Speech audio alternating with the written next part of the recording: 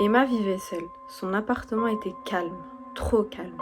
Et pendant longtemps, elle a cru que cette sensation d'être observée n'était que dans sa tête. Elle habite dans un petit appartement lumineux en région parisienne. Elle travaille comme chargée de clientèle dans une assurance. C'est un job qu'elle n'a jamais vraiment choisi, mais faut bien payer les factures. C'est une fille douce, discrète, passionnée par la psychologie et le bien-être. Depuis quelques années, elle s'intéresse beaucoup au développement personnel, mais malgré toutes ses lectures et ses efforts, elle se sent souvent perdue, comme si quelque chose lui échappait. Alors Emma, elle a une routine assez simple. Elle se lève tôt, elle prend son café en silence, prend le métro rempli de monde, rentre fatiguée, parfois en rentrant chez elle.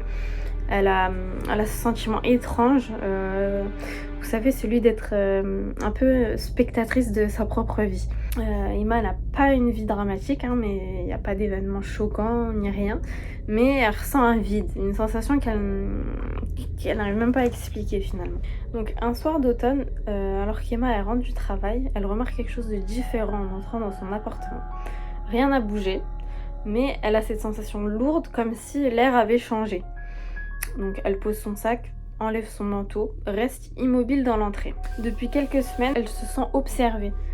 Pas suivie dans la rue, non, mais c'est plus subtil que ça en fait. C'est comme si quelqu'un ou quelque chose observait sa vie sans jamais intervenir. Comme un regard invisible posé sur elle dès qu'elle est seule. Donc au début, elle s'est dit que c'était la fatigue, la routine, le stress.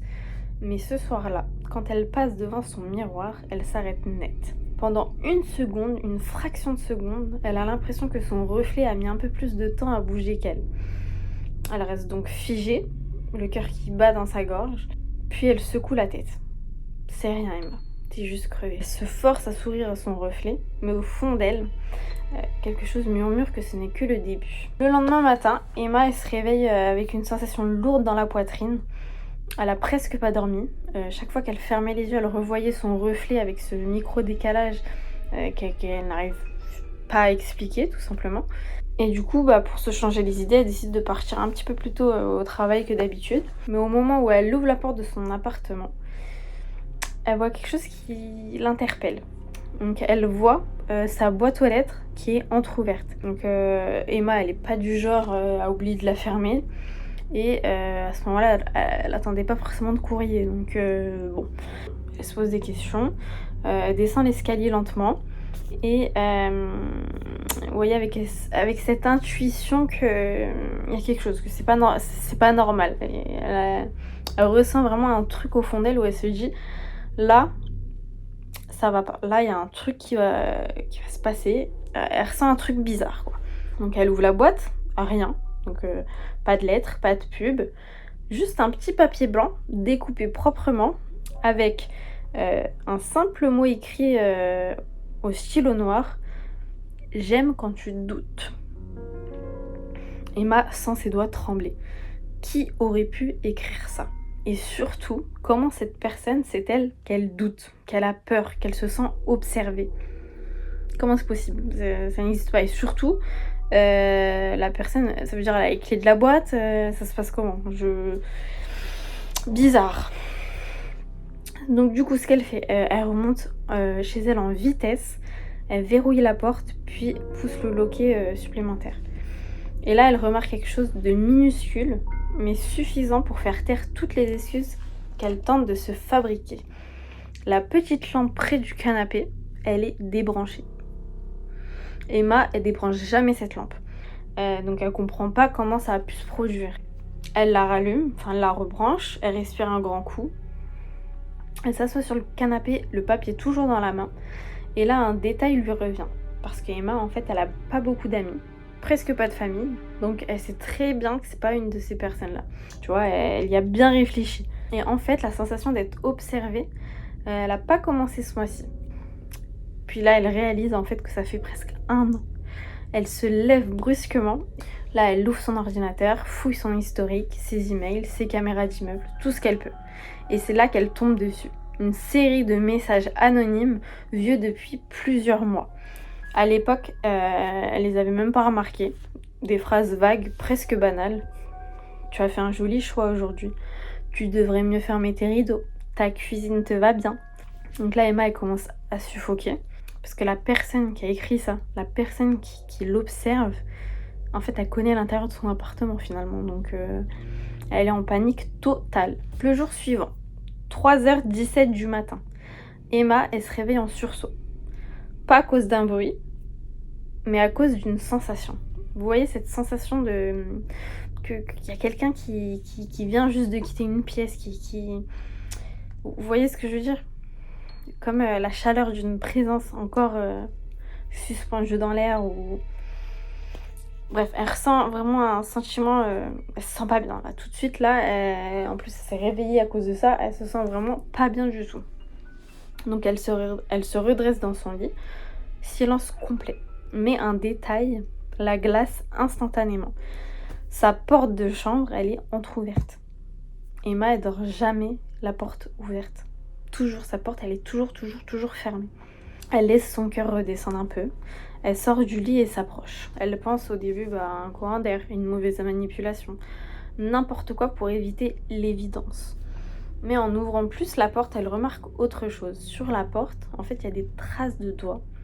Pas juste un truc normal, tu vois, vraiment des marques de pression, comme si quelqu'un avait poussé la porte depuis l'extérieur pour l'ouvrir doucement, sachant qu'Emma, elle est très maniaque, donc sa porte, elle la nettoie régulièrement et elle sait très bien que c'est pas ses doigts, quoi, elle le sait. Donc là, Emma, elle ose même pas respirer, elle reste immobile pendant de longues secondes, incapable de bouger, incapable même de penser. Elle sait pas quoi faire. Elle hésite à appeler la police, comme je pense tout le monde y aurait pensé, mais en même temps, est-ce que la police va se ramener pour des traces de doigts sur la porte à moins qu'il y ait des traces d'effraction. Donc du coup là c'est ce qu'elle fait, elle prend une grande inspiration et elle décide d'aller vérifier un peu son appartement. Elle allume la lumière du salon, rien. La cuisine, rien non plus. Tout est exactement comme avant. Donc là elle sent une boule dans le ventre. Ce mélange de peur et d'adrénaline qui paralyse un peu, tu vois. Elle est bouleversée, quoi. Donc finalement, elle ferme toutes les portes, elle vérifie que ses fenêtres sont bien verrouillées et elle reste éveillée un long moment, assise sur son lit, à écouter le moindre bruit. Elle n'ose même pas aller se recoucher tout de suite parce que voilà, elle est en alerte clairement et prête à vraiment à réagir, à agir s'il y a quelque chose, quelqu'un, bref, voilà quoi, elle est là, elle est prête. Et du coup, chaque petit craquement, ça la fait complètement sursauter. Panique totale quoi. Elle finit par trouver le courage de se recoucher, mais le sommeil, lui, évidemment, il vient pas. Chaque fois qu'elle ferme les yeux, elle imagine quelqu'un qui la regarde dans l'ombre, donc forcément, va dormir après ça. Donc les jours passent et Emma sent que quelque chose ne va pas. Mais rien d'assez concret finalement pour en parler à quelqu'un sans passer pour une parano. Voilà, donc par exemple, un matin, elle remarque que sa tasse, elle est un peu déplacée. Le soir, ses chaussures légèrement décalées. C'est des détails insignifiants et d'ailleurs trop insignifiants pour la police. Tu vas pas voir la police pour leur dire oui, mes chaussures, elles ont bougé de 2 cm. Ou ma tasse, elle était là et puis finalement, non, ils vont te dire, c'est toi qui a dû bouger sans faire exprès, tu t'en souviens pas, enfin voilà. Donc là finalement Emma, qu'est-ce qu'elle peut faire? Pas grand chose à part attendre, même si imaginons elle veut déménager là, ça se fait pas comme ça. Donc elle est obligée de patienter. Et du coup pour se rassurer, elle finit par installer une petite caméra discrète dans le salon. Pendant 3 jours elle regarde les enregistrements, il n'y a rien du tout. Juste son appartement vide, calme, normal. Mais le 4e jour, la caméra, elle s'arrête d'enregistrer pendant 17 minutes. Pas de bruit, pas de mouvement, rien. Quand l'image, elle revient, tout est exactement pareil. Emma, elle se dit peut-être que c'est un bug, mais elle n'arrive pas vraiment à s'en convaincre. La coupure, elle est trop propre, elle est trop nette. Vous voyez, c'est bizarre, ça va pas encore. Une fois, il y a un truc qui cloche, quoi. Surtout, elle a jamais vu cette caméra bugger. Bon, après... Voilà, c'est de l'électronique, ça peut finir par bugger un jour ou l'autre, ça c'est... Voilà, on peut se rassurer comme ça, comme on peut. Le soir même, Emma s'allonge dans son lit, encore perturbée par la coupure de la caméra. Et vers 2h du matin, elle entend un bruit, très léger, comme si quelque chose avait frôlé la porte d'entrée. Pas un coup, pas un mouvement violent, juste un bruit de frottement presque discret. Elle se redresse, tend l'oreille, plus rien. Elle hésite à aller voir, mais reste paralysée dans son lit, incapable de bouger. Le lendemain, en sortant du travail, elle reçoit un SMS d'un numéro inconnu qui lui dit « Tu rentres tard ce soir ?» Emma gèle sur place. Elle regarde autour d'elle, mais la rue est normale. Personne ne la regarde. Elle hésite à répondre, puis supprime le message immédiatement. Alors ça déjà, non. Tu gardes des preuves quand même pour aller à la police, pour si jamais après il se passe un truc plus grave. Non, on supprime pas les messages comme ça, voyons. Donc, ok, sur le moment, c'est pas des trucs que la police elle peut utiliser. Donc tu te dis, bon, vas-y, je vais supprimer, ça sert à rien. Parce que effectivement, il n'y a pas d'insulte, il n'y a pas de menace, il n'y a rien. Il y a juste vraiment assez pour la terroriser. Mais si par la suite, il se passe quelque chose de plus grave, je pense que c'est important quand même de garder ces messages-là. Et de prendre une capture même. Enfin bref. Le surlendemain, elle rentre chez elle, elle met la clé dans la serrure et réalise que la porte s'ouvre sans qu'elle force. Elle est entrouverte. La veille encore, elle l'avait fermée à double tour parce que du coup là, elle est sur ses gardes. Hein, elle est quand même un peu, enfin parano peut-être pas, mais parce qu'il y a quand même de quoi l'être. Mais voilà, elle est sur ses gardes, donc vraiment elle fait attention à chaque détail, à tout. Donc là, la porte a été fermée à double tour. Voilà. Donc là, son cœur, il s'arrête parce que ça veut dire quoi? Ça veut dire que peut-être il y a quelqu'un à l'intérieur, peut-être... Voilà. Elle n'ose même pas entrer tout de suite, du coup. Elle reste dans le couloir et elle hésite en fait à appeler quelqu'un, là. Parce que, bon, s'il y a quelqu'un à l'intérieur, tu sais pas ce qu'il va faire, tu sais pas. Mais finalement, elle décide de pousser la porte, tout doucement. Et tout est normal. Il n'y a pas d'objet déplacé, pas de traces, rien du tout. Du coup, c'est encore pire. C'est encore pire parce que ça veut dire que la personne qui entre chez elle s'assure de tout remettre parfaitement en place.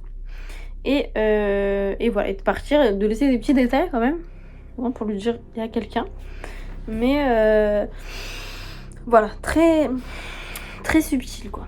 3 jours plus tard, Emma elle se réveille vers 4h du matin. Avec encore cette sensation étrange, une impression de froid dans sa chambre. Elle se lève pour aller boire un verre d'eau et en passant dans le salon, elle voit sa chaise de bureau, celle qu'elle laisse toujours contre la table, placée juste en face de son canapé, parfaitement alignée, comme si quelqu'un s'était assis là pour la regarder dormir. Là, elle reste complètement figée, incapable de respirer, de faire quoi que ce soit. C'est plus un objet déplacé sans importance, là, c'est plus un bruit, c'est une chaise tirée, posée là. Comme si quelqu'un avait passé la nuit à l'observer. C'est terrifiant. Et en plus, sans laisser une seule trace. Vraiment, il n'y a rien. Il y a juste des petits trucs comme ça. C'est volontaire. Genre, vraiment, c'est... Bref. Donc, après la scène de la chaise, Emma passe 2 jours chez une amie. Là, c'est bon. Elle décide de plier bagages et de se barrer. Je pense que je serais partie, moi, depuis longtemps. Mais voilà, elle dort mal. Elle mange presque pas, forcément. Mais elle se dit, là, qu'il faut bien qu'elle rentre chez elle pour prendre des affaires.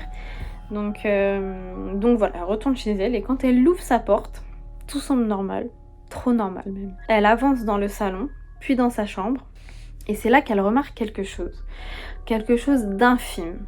Une de ses photos, celle posée sur sa table de nuit, n'est plus dans son cadre. Le cadre, il est vide. Donc là, elle recule lentement et remarque que la photo n'a pas disparu.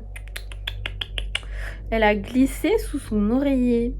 Comme si quelqu'un s'était assis sur son lit, avait soulevé l'oreiller et l'avait mise là. Là, ça va plus. Là, ça va plus. La photo, en plus, elle est pas seulement déplacée. Non. Elle est pliée volontairement sur son visage. Donc là, Emma, par contre, elle se dit, ça y est, là, c'est la goutte de trop. J'appelle la police. Donc là, Emma, quand elle appelle la police, elle s'attend à je sais pas, une réaction immédiate, un truc sérieux, une intervention, enfin quelque chose quoi, qu'il se passe un truc quand même. Là on parle plus des chaussures décalées de 1 cm, non, là il y a un truc quand même, la photo elle est plus dans le cadre, elle est pliée, bref, c'est des trucs quand même, voilà, il faut faire quelque chose. Mais la réalité elle est beaucoup plus froide que ça. Les agents ils viennent, oui, ils regardent la photo, le lit, ils prennent des notes, mais sans effraction, sans caméra, sans empreinte, ils peuvent rien faire. Donc ce qu'ils font, c'est qu'ils lui conseillent de changer sa serrure, d'éviter de dormir seul, de les recontacter si quelque chose de concret se produit. Bref, là Emma elle a envie de hurler, je pense que n'importe qui aurait envie de hurler, envie de tout casser, envie de brûler l'appartement même, hein, parce que du coup là pour elle ce qui vient de se passer c'est déjà très très concret quand même. C'est plus des petits détails là, c'est vraiment quelque chose de grave. Mais bon, bah, elle a pas le choix, elle reste calme, elle hoche la tête et quand les policiers partent, elle se retrouve seule dans son appartement. Et c'est là que la vraie peur commence. Du coup, elle se dit qu'elle va suivre leurs conseils et elle va changer la serrure. Donc elle appelle un serrurier, il dit qu'il peut venir le lendemain matin. Emma, elle décide de ne pas dormir là cette nuit-là. Donc elle retourne chez son amie et le lendemain matin, elle revient dans l'appartement pour attendre le serrurier. Et tout de suite, elle remarque un truc qui la fige. Donc, encore une fois, il y a quelque chose qui va pas. La fenêtre du salon, elle est entrouverte. Elle la ferme toujours. Toujours. Et hier, avant de partir, bah, elle a vérifié 2 fois. Voilà, elle est sur le qui-vive depuis qu'il lui arrive ce genre de choses. Donc forcément, elle vérifie tout. Donc là, elle commence à trembler. Elle regarde autour d'elle, tout semble normal, rien n'a bougé. Elle attend le serrurier, il arrive, il change la serrure. Il lui garantit que c'est un modèle très sécurisé, impossible à ouvrir sans clé. Emma se dit que cette fois, elle va enfin pouvoir respirer. Donc la nuit tombe, Emma elle rentre chez elle, elle ferme la porte, elle tourne la clé et elle souffle. Elle pense que c'est fini. Là, on serait tous rassurés, on se dit bon, là on a changé la serrure quand même. On voulait faire quoi de plus, de mieux de la serrure? Sauf que vers 1h du matin, elle entend un bruit. C'est reparti. Un petit clic, tout léger, comme un bruit de métal. Elle se fige. Elle écoute. Il y a un silence total. Puis, clic, le même bruit. Emma a l'estomac qui se noue. Elle comprend ce que c'est. C'est pas un objet qui tombe. C'est pas un bruit de tuyauterie. Non. C'est le bruit d'une clé. Une clé qu'on essaie d'insérer dans sa nouvelle serrure. Bah oui, forcément. Donc là, elle n'ose même pas respirer. Elle se lève doucement sans faire de bruit. Elle s'approche de la porte et de l'autre côté, ça tourne. Ça essaie de forcer. Lentement, calmement, sans bousculer, sans violence. Comme quelqu'un qui teste, qui vérifie, qui cherche la bonne position. Puis, ça s'arrête. Plus rien. Silence. Donc quelques secondes passent, puis quelque chose d'encore pire. Un souffle. Un soufflement léger juste derrière la porte. Comme si quelqu'un collait son visage contre le bois pour écouter. Emma recule d'un pas, la main devant la bouche. Elle n'ose plus bouger. Et d'un coup, elle entend un dernier toc, comme si la personne posait son doigt contre la porte. Juste un doigt, juste un contact. Puis des pas calmes, qui s'éloignent dans le couloir sans se presser. Comme si ce n'était qu'une visite, une simple vérification. Emma elle reste paralysée pendant presque 10 minutes, incapable d'appeler la police, incapable de penser. Et quand elle finit par approcher son œil du Judas, forcément, le couloir il est vide, il n'y a plus personne. Mais elle sait une chose, changer la serrure n'a rien changé du tout. Parce que cette personne, elle veut pas seulement entrer. Là, on est tous d'accord, elle veut l'avoir craqué, elle veut avoir peur, l'avoir comprendre surtout qu'elle sera plus jamais seule. Donc après cette nuit-là, Emma, elle dort plus. Donc du coup, elle vit dans un espèce de brouillard. Elle pense même plus droit, elle sursaute au moindre bruit. Elle passe sa journée au travail éteinte et le soir elle traîne dehors exprès juste pour retarder le moment de rentrer chez elle. Donc horrible, mais voilà, elle finit quand même par rentrer, elle n'a pas le choix.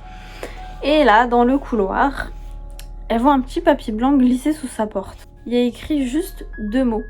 2 mots au stylo noir écrits vite, nerveusement. Tu dors mal. Donc là, elle s'arrête net. Tu vois, le genre de phrase qui te coupe le souffle, quoi. Parce que c'est une phrase qui n'a aucun sens. Aucun. Ça n'a pas de sens. Parce que c'est pas une menace claire, c'est pas une blague. C'est juste intrusif, en fait. Ça veut dire quoi? La personne, je sais pas, elle dort avec toi et c'est comme si quelqu'un savait quelque chose sur elle, quoi. Elle regarde à droite, à gauche, dans le couloir, rien. Pas un bruit, pas une ombre. Personne derrière la porte. Elle déverrouille sa porte, rentre chez elle et verrouille derrière elle sans même y penser. Tu sais, ce geste automatique que tu fais quand ton instinct te dit qu'il y a quelque chose qui va pas. Donc voilà, elle pose ses affaires, se penche un peu sur le petit papier et elle essaie de se rassurer. C'est peut-être une erreur, quelqu'un qui a voulu glisser ça sous une autre porte. Mais plus elle y pense, plus c'est bizarre. Parce que oui, ces derniers temps, elle dort mal. Elle se réveille souvent en plein milieu de la nuit sans raison. Et personne n'est censé être au courant de ça. Bref, elle souffle, elle essaie de passer à autre chose. Elle se dit que c'est sûrement rien. Les jours qui suivent, il se passe rien. aucun papier sous la porte, aucun objet déplacé, bref, vraiment rien du tout.